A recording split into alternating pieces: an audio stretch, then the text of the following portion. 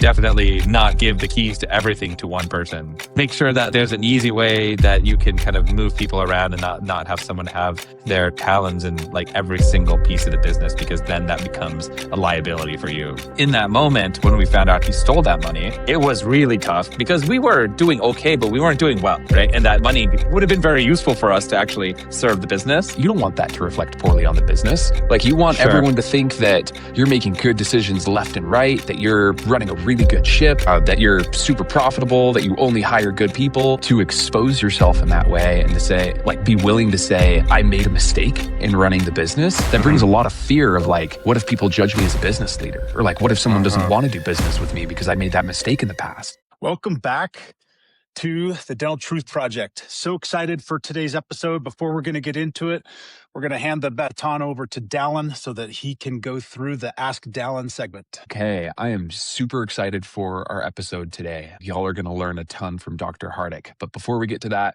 I'm also super excited for our Ask Dallin segment. This is one of my favorite topics. This is one that I can get on a soapbox on. The question is, what is unearned revenue? Unearned revenue, or unearned income, represents money that you have been paid that you have not earned yet. So it's the exact opposite to AR, or accounts receivable, which many people are probably more familiar with. That's where you've done the work and the patient hasn't paid yet. Unearned income, or unearned revenue, is when the patient has paid you and you haven't done the work yet. Now, for some types of dentistry, this happens more than others. We see it most often in really big surgeries like All-on-4, where the patient has to pay up front, but then the actual surgery isn't completed until later. Tracking unearned income is critical for you because the money is in your bank account, but you have not done anything yet to earn it. At any point in time, depending on your contract, that patient could demand a refund, or if the treatment doesn't go through, you are legally liable to give that money back to the patient. It is not yours yet. And if you look at your practice management software, you'll typically see these as credit accounts, where the account is negative, meaning that they have paid more than they have been charged. It's something critical you need to understand. If you ever are trying to go through a transaction or you're doing a Q of E, this is always going to come up. The best way to get ahead of it is to start tracking it now, log it on your balance sheet. It shows up there as a liability, because that's what it is, and it's unearned revenue, or unearned income. And that's all. Back to you, Ken. Awesome. I love that Ask Dallin segment. We could do an entire, probably multiple episodes on everything that goes into everything that or just how all of that comes together. I don't know why. It just gets me juiced when we start talking about that stuff. All right. So now enough about that. We are going to introduce now our guest, Dr. Hardik. Dr. Hardik, if you wouldn't mind, just take a minute, give a quick introduction to yourself and what you're doing in the dental world, and then we'll go ahead and jump into the dental truth that you want to talk about today. Awesome. Well, thank you so much, guys, for having me on. I always, my office manager and all my team members always say I like to talk, so this is a perfect place for me to be. Well, my name is Dr. Hardik Chodavadia. I'm a dentist in Austin, and we have a small regional city-wide DSO called Enamel Dentistry. We have 10 locations, 9 of them are in the greater Austin area. One is out in Dallas-Fort Worth. We started the group back in 2016, and we've been kind of growing the group steadily since then. Outstanding. Yeah, we're really, really grateful you're here and excited about what we're going to be talking about today. So do you want to maybe share now what your truth is that you want to talk about? Yeah. I think the first truth is kind of, I guess I had two, but the first truth is I think a lot of times in our industry overall, we tend to talk about what's going well and what works and like how amazing we're all doing. And I think this is just broader culture overall with social media and that kind of thing. But I think the real power is when we talk about the other stuff, right? We need to talk about the hard stuff, talk about the stuff that didn't go well, talk about the times we get burned, because I think those are all places we have opportunities to learn from each other.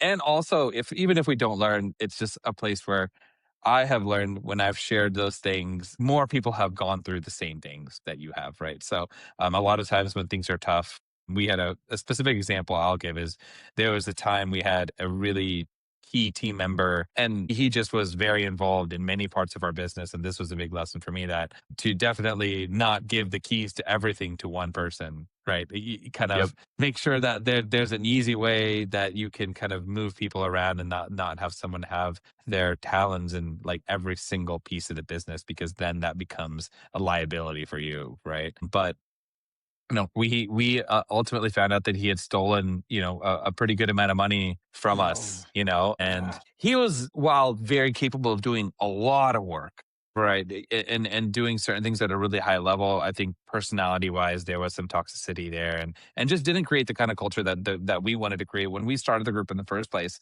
But because he was so ingrained, we couldn't do anything. And so in that moment, when we found out he stole that money, it was really tough because we were doing okay, but we weren't doing well. Right. And that Hmm. money would have been very useful for us to actually serve the business. And so the silver lining in it all was it gave us a perfect opportunity to remove someone that otherwise would have caused a lot of problems on their way out. Right. And Hmm. so that was a silver lining. But, one of the things I had a friend of ours who he has a tech company now that had been in a couple DSOs and grown him, and I told him, he's like, hey, welcome to the club, man. Like, so, as horrible as it felt at the time, it was good to know that I wasn't alone in making some mistakes like that. And I think we all have experiences like that to share. And in our industry, I think we're like, it's nice when people are sharing like what's truly going on. Yeah, that's a Well, great point. That's a great point. Sorry, Dallin, I just wanted to share one, or just bring one thing out. Dr. Hardik, the interesting thing here is sometimes I've heard it called as the silent terrorist that's Uh-huh. inside your organization, slowly but surely finding ways to destroy or to harm or to hurt, everything that goes with it. But I get it. Sometimes those employees, they're so you become so dependent on them that Exactly. peeling them out of the business feels so hard that we just don't do it. We just don't. 100%. Yeah. yeah, and I just want to call out how difficult it can be to share stories like that, but also how important it is to share stories like that. And that kind of ties into your truth.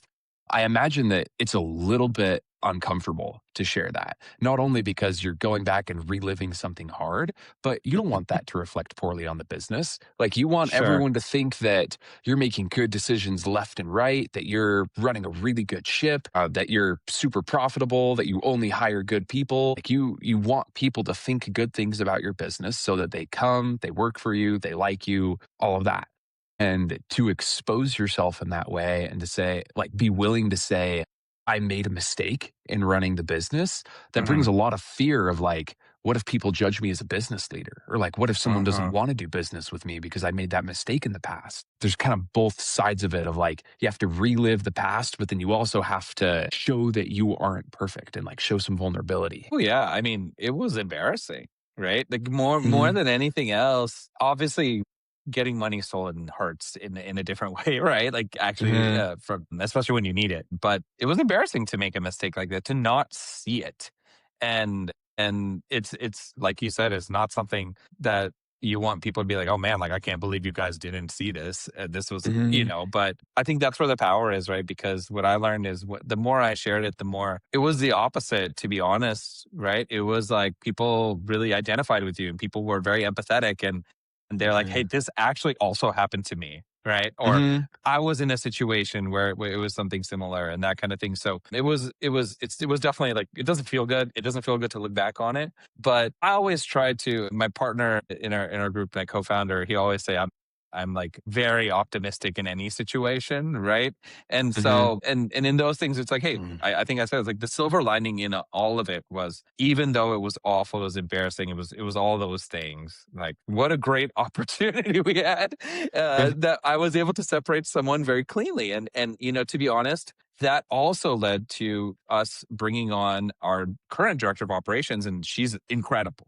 Right. And that happened around the same time. And I mean, first, I just got to give it to her. Her name's Crystal. What a saint, number one. Hmm. Because I will say, like, that was personally and professionally probably the hardest year and a half of my entire life. I had two young kids. They were under 4, and at the time, I mean, with all that stuff going on, we were bringing her on. I'm like, all right, help us figure out what to do, and so it's a testament to, I really learned that having people who really like have this, that you're aligned with and have very similar values to you, and especially in a professional environment, makes such a big difference, right? Because I think I like to work. I like to work hard. I like to put in the effort. I think there's just something really satisfying about it, probably to like too much of an extent, but also I think it's nice to be around people that aren't craving the credit for stuff all the time. Mm-hmm. Right? Where they're here, like I feel vindicated by solving the problem. And obviously as leaders, we want to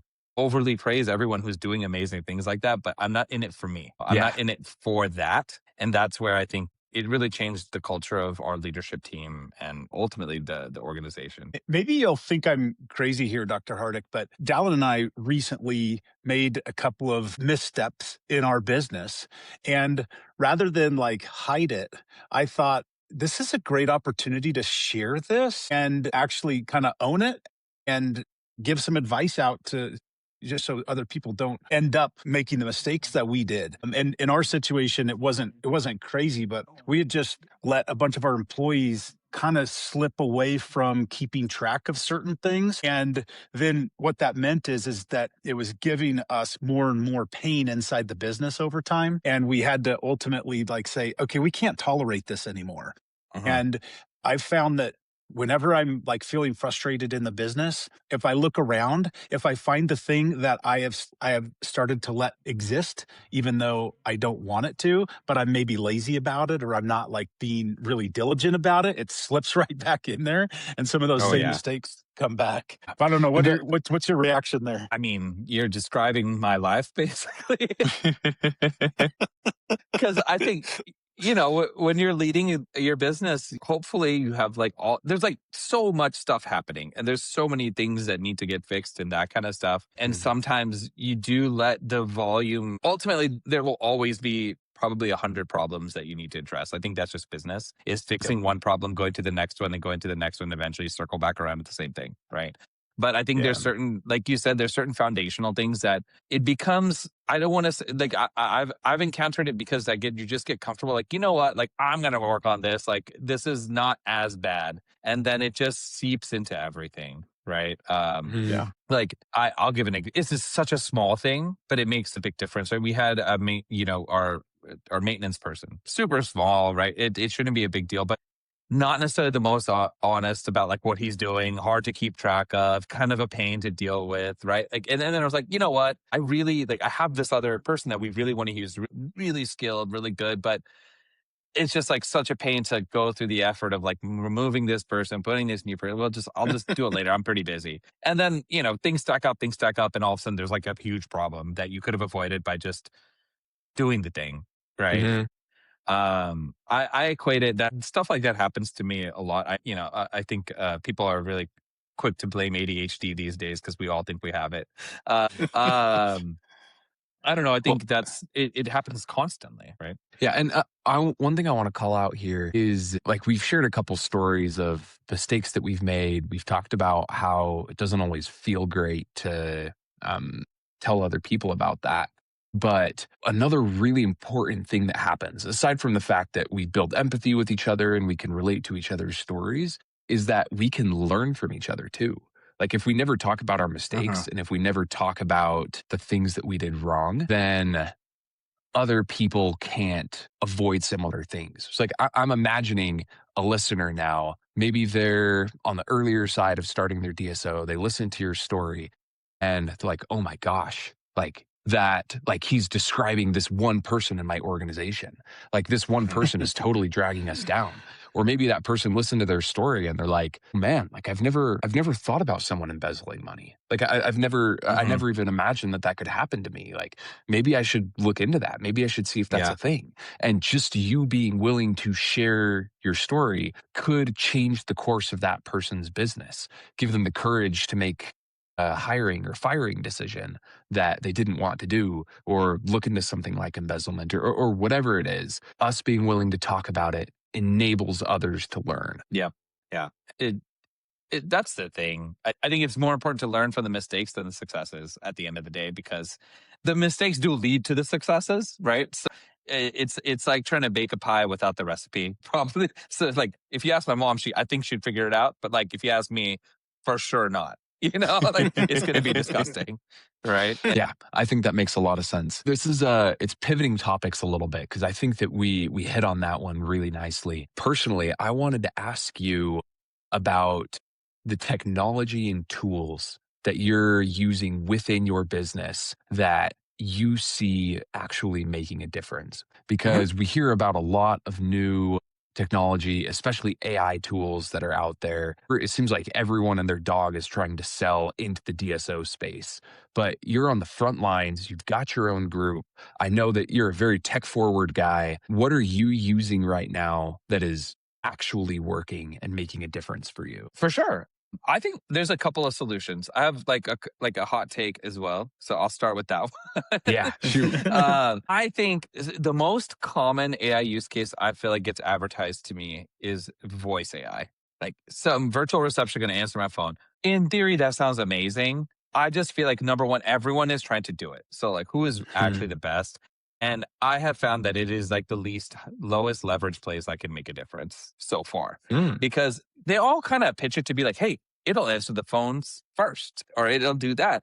And I'm in Austin, right? And so I like to think we have a more tech forward patient population than maybe in other places, right? Mhm. Dude, we have tested it so many times, and as a first answer, people just hang up.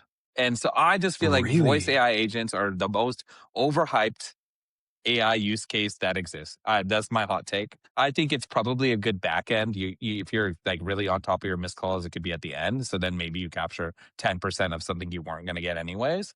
But I think as a first line, I think maybe I'm just bad at implementing it, but that's my hot take. So I'll start there. That's what has not worked for us. No, we need honest feedback on here. That's Yeah. what the podcast is about. Keep Yeah. them coming. Yeah, but what has worked, and I think Dalen, what really who connected us was there's a product called Evora. Those number one, the guys at Evora, they are unbelievably talented. So I think I'll give another hot take. I think the biggest problem in dental software is the talent in dental software. Not to bash anybody working in dental software, but it is one of the least sexy places in software to work. Right. I think where you can have founders and in companies that are unbelievably talented, those guys are going to crush the competition or build the best product. And I think that's what you have at Evora. And Evora essentially, their current iteration of what they're doing now is they're essentially a scribe, always listening. And I know there's a couple of products that are doing that. I think Overjet acquired one. There's a couple of other companies that I've talked to that do that. And I think amazing use case, right? It is a use of voice AI, but it's the other way around where, ambient listener that's always on in the app, listening to the conversation, transcribing your notes and all that good stuff, which is awesome, right? I think in terms of adoption for your teams, like what an easy sell. Right? You're like, hey, doc, you don't have to write any notes anymore. Or all you have to do is review it. It does 90% of the work. But I think there's two other branches where they're going, which I think has such a deeper impact on the business outside of just note taking. I'll start with what they're already working now is what they have implemented into that ambient listening is scorecards for your team members, right? So I have a scorecard for our dental assistants, for our hygienists, for our doctors, and for our treatment coordinators or, front desk, who's ever going to talk about treatment. And it just gives us so much insight into conversations that we never were able to have, right?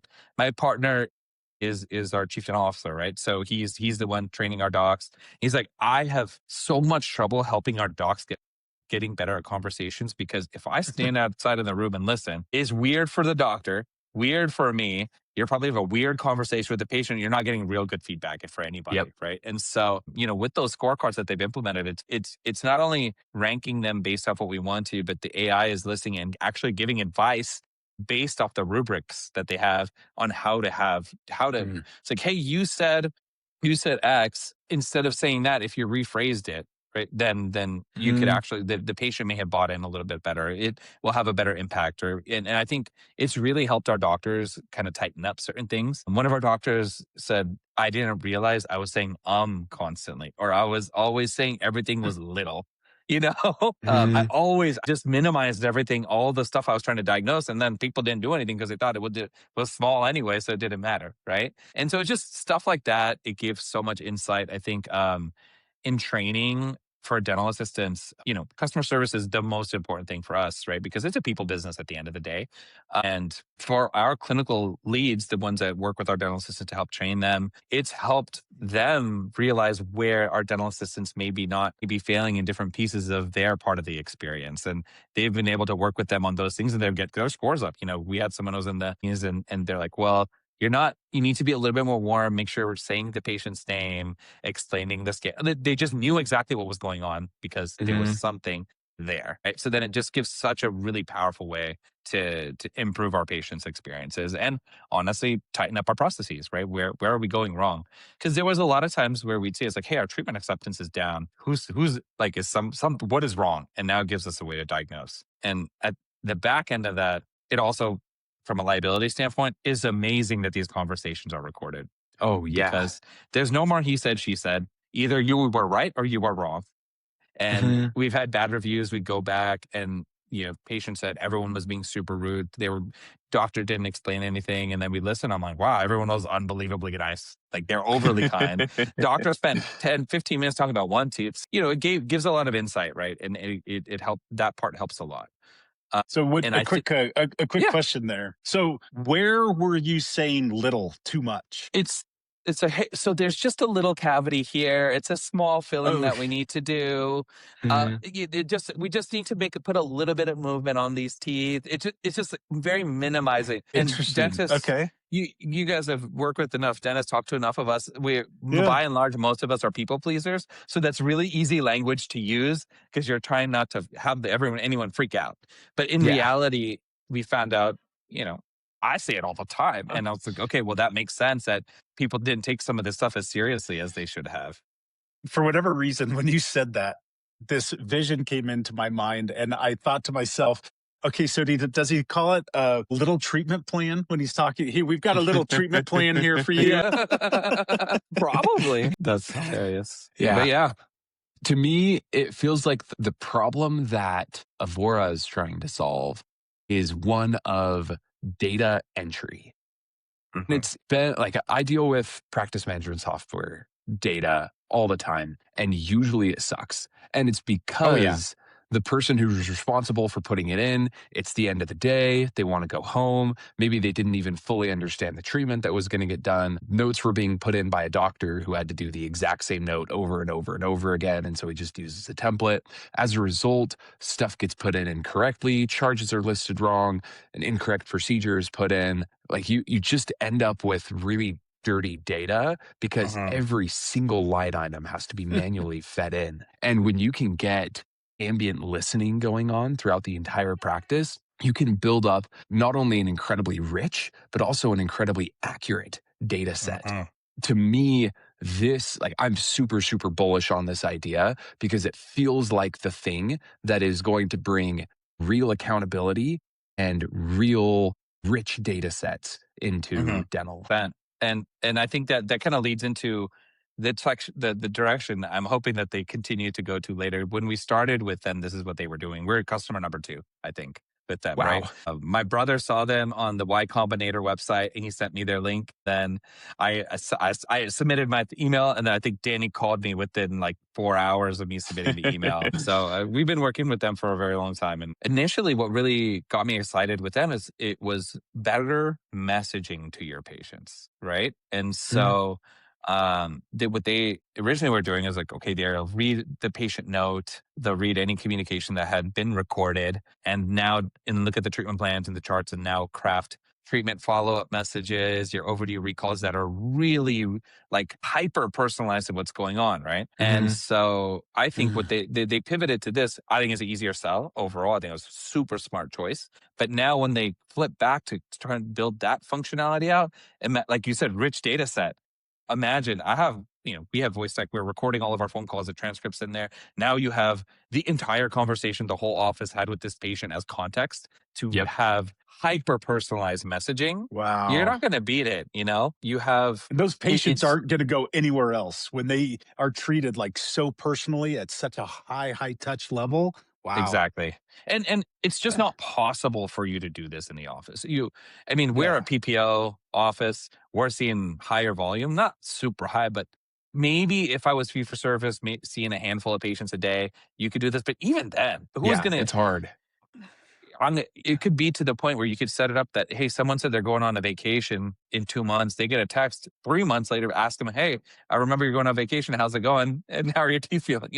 It's a level of, like you said, personalization that doesn't exist and is honestly nearly impossible to do if you're just using humans. Yeah, That's right. So It's I'm amazing. super excited about it. I think it's even with the limited prescribed data that they were doing messaging with, we've had such a good response with what they have now. I mean, it's gonna be amazing. Yeah, It's awesome. it Well, I know feels like the we're applications are limitless if you've got that level of data. Yeah. So super, super cool. Well, we're about out of time. Dr. Hardik, thank you so much for coming on, joining us on the podcast. We appreciate your boots on the ground, frontline experience of what's happening, the good, the bad, the ugly in your practice. And that is it, everyone. Thank you for tuning into this episode, and we will see you next time. Thank you guys for having me.